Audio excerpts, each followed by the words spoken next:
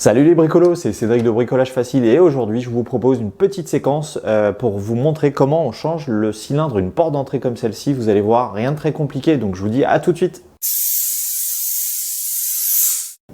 Donc avant d'acheter un nouveau cylindre, il faut d'abord qu'on connaisse la taille du cylindre précédent, puisqu'en fait il en existe vraiment de plusieurs sortes et de plusieurs tailles surtout, et donc il faut qu'on mesure la taille du cylindre en place pour pouvoir acheter celui qui correspond. Donc pour ce faire, ça va être très simple puisqu'il suffit juste de dévisser cette vis de maintien qui se situe sous le pêne dormant, et donc on va utiliser un tournevis simple. Donc là ici c'est une vis plate, mais sinon vous avez aussi des vis cruciformes, donc il faut juste le tournevis adapté. On attaque maintenant le démontage de ce cylindre. Donc j'attaque, je dévisse la vis de maintien. En général, elle arrive assez facilement. Si jamais elle est grippée, vous pouvez mettre un petit coup de WD-40, comme dans la précédente vidéo que je vous avais montré, pour lubrifier la serrure. Donc ça marche très bien pour les vis. Voilà, on la démonte complètement.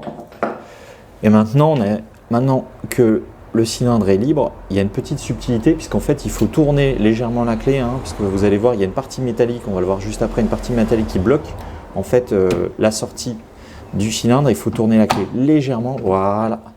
Donc cette petite partie métallique, c'est ça, c'est ce qu'on appelle le paneton, et vous avez vu, il bloque en fait la serrure, et donc si on met la clé dans l'axe, c'est comme ça, en fait il va carrément bloquer la sortie.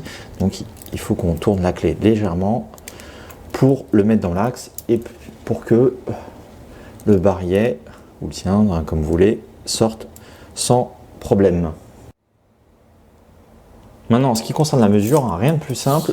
Voilà, je vais prendre en fait comme point de repère en fait le centre du trou de serrage, du trou de la vis de serrage plutôt, et on va mesurer d'abord par l'avant. Ok, donc là on a en fait un cylindre de 30 par 40, vous voyez, donc il y a bien 3 cm jusqu'au centre, du bord jusqu'au centre, et 40 de l'autre côté, donc 4 cm de l'autre côté, donc c'est un cylindre de 30 par 40.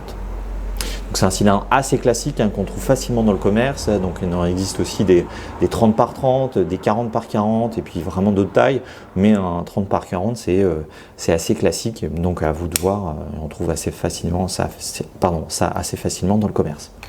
Donc voilà, donc maintenant on va installer le nouveau, donc comme je vous l'ai dit, moi j'ai acheté dans le commerce donc mon nouveau cylindre, donc de la marque Abu. Donc c'est bien un 30 par 40, vous voyez, il y a même un repère, je ne sais pas si vous voyez bien sur le dessin, il y a même un petit repère là qui vous indique quel est le centre, donc c'est bien le centre de la vis de serrage.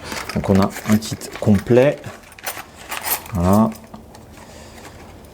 avec donc bien sûr le nouveau cylindre, un jeu de clés et une nouvelle vis de maintien adapté.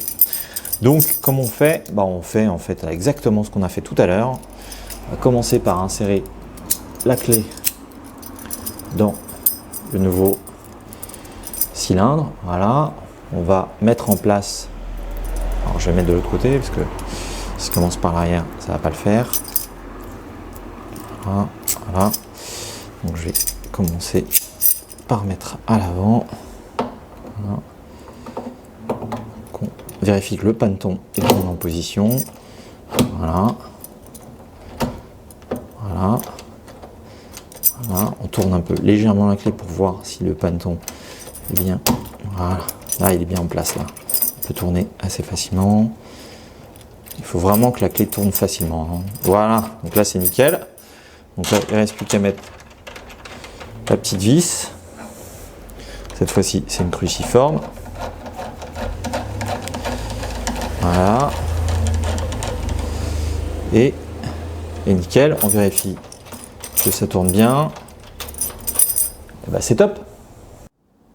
Vous avez vu, rien de très compliqué, donc ça se fait assez facilement avec peu de matériel. Alors il faut savoir quand même qu'un cylindre de porte, ça coûte quand même aux alentours de 50 € si vous voulez quelque chose d'assez sécurisé.